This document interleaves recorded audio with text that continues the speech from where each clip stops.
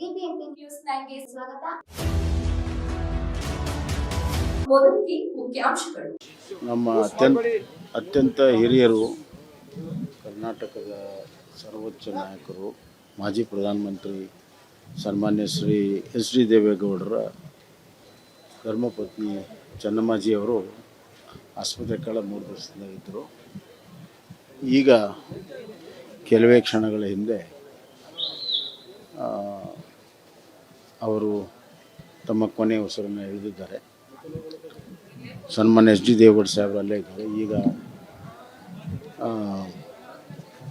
ಕೇಂದ್ರ ಸಚಿವರಾದ H D Kumaraswamy ಅವರು ಬಂದಿದ್ದಾರೆ. ಎಲ್ಲ ಕುಟುಂಬದ ಸದಸ್ಯರಿದ್ದಾರೆ. ಅವರು ಕಳೆದ 1 ವರ್ಷದಿಂದ ಸಾಕಷ್ಟು ಆರೋಗ್ಯ ತೊಂದರೆಯಿಂದ ಬಳಲ್ತಾ ಇದ್ದರು. ವಿಶೇಷವಾಗಿ ಉಸಿರಾಟದ ತೊಂದರೆಯಿಂದ ಅವರು ಅಡ್ಮಿಟ್ ಆಗಿದ್ದರು. ಇವತ್ತು ಉಸಿರಾಟದ ತೊಂದರೆಯಿಂದಲೇ ಅವರು ತಮ್ಮ ಕೊನೆಯ ಉಸಿರನ್ನು ಎಳೆದಿದ್ದಾರೆ. ಎಲ್ಲ ಡಾಕ್ಟ್ರುಗಳೆಲ್ಲ ಇದ್ದಾರೆ. ಮುಂದಿನ ಎಲ್ಲ ವಿಧಿವಿಧಾನಗಳ ಬಗ್ಗೆ ಚರ್ಚೆ ನಡೀತಾ ಇದೆ. ಅದಾದಮೇಲೆ ಕುಟುಂಬದ ಸದಸ್ಯರು ಅದರ ಬಗ್ಗೆ ಎಲ್ಲ ಮಾಹಿತಿಯನ್ನು ಕೊಡ್ತಾರೆ. ಅದೆಲ್ಲವೂ ಕೆಲವೇ ನಿಮಿಷದಲ್ಲಿ ತೀರ್ಮಾನ ಆಗುತ್ತೆ. ಫಸ್ಟ್ ಎಂಬಾಂಬಿಂಗ್ ಎಲ್ಲ ಆಗಬೇಕು. ಎಂಬಾಂಬಿಂಗ್ ಮಾಡಿ ಎಲ್ಲ ಮಾಡಿ ನೀಟಾಗಿ. ದೇವೇಗೌಡರು ಸ್ವಲ್ಪ ಆಘಾತದಲ್ಲಿದ್ದಾರೆ, ಭಾಳ ಕಷ್ಟದಲ್ಲಿದ್ದಾರೆ.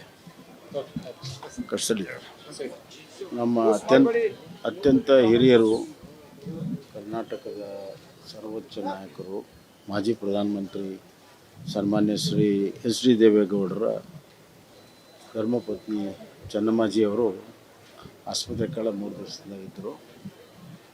ಈಗ ಕೆಲವೇ ಕ್ಷಣಗಳ ಹಿಂದೆ ಅವರು ತಮ್ಮ ಕೊನೆಯ ಉಸಿರನ್ನು ಎಳೆದಿದ್ದಾರೆ. ಸನ್ಮಾನ್ಯ ಎಚ್ ಡಿ ದೇವೇಗೌಡ ಸಾಹೇಬರು ಅಲ್ಲೇ ಇದ್ದಾರೆ. ಈಗ ಕೇಂದ್ರ ಸಚಿವರಾದ ಎಚ್ ಡಿ ಕುಮಾರಸ್ವಾಮಿ ಅವರು ಬಂದಿದ್ದಾರೆ. ಎಲ್ಲ ಕುಟುಂಬದ ಸದಸ್ಯರಿದ್ದಾರೆ. ಅವರು ಕಳೆದ 1 ವರ್ಷದಿಂದ ಸಾಕಷ್ಟು ಆರೋಗ್ಯ ತೊಂದರೆಯಿಂದ ಬಳಲ್ತಾ ಇದ್ದರು. ವಿಶೇಷವಾಗಿ ಉಸಿರಾಟದ ತೊಂದರೆಯಿಂದ ಅವರು ಅಡ್ಮಿಟ್ ಆಗಿದ್ದರು. ಇವತ್ತು ಉಸಿರಾಟದ ತೊಂದರೆಯಿಂದಲೇ ಅವರು ತಮ್ಮ ಕೊನೆಯ ಉಸಿರನ್ನು ಎಳೆದಿದ್ದಾರೆ. ಎಲ್ಲ ಡಾಕ್ಟ್ರುಗಳೆಲ್ಲ ಇದ್ದಾರೆ. ಮುಂದಿನ ಎಲ್ಲ ವಿಧಿವಿಧಾನಗಳ ಬಗ್ಗೆ ಚರ್ಚೆ ನಡೀತಾ ಇದೆ. ಅದಾದಮೇಲೆ ಕುಟುಂಬದ ಸದಸ್ಯರು ಅದರ ಬಗ್ಗೆ ಎಲ್ಲ ಮಾಹಿತಿಯನ್ನು ಕೊಡ್ತಾರೆ. ಅದೆಲ್ಲವೂ ಕೆಲವೇ ನಿಮಿಷದಲ್ಲಿ ತೀರ್ಮಾನ ಆಗುತ್ತೆ. ಫಸ್ಟ್ ಎಂಬಾಂಬಿಂಗ್ ಎಲ್ಲ ಆಗಬೇಕು. ಎಂಬಾಂಬಿಂಗ್ ಮಾಡಿ ಎಲ್ಲ ಮಾಡಿ ನೀಟಾಗಿ.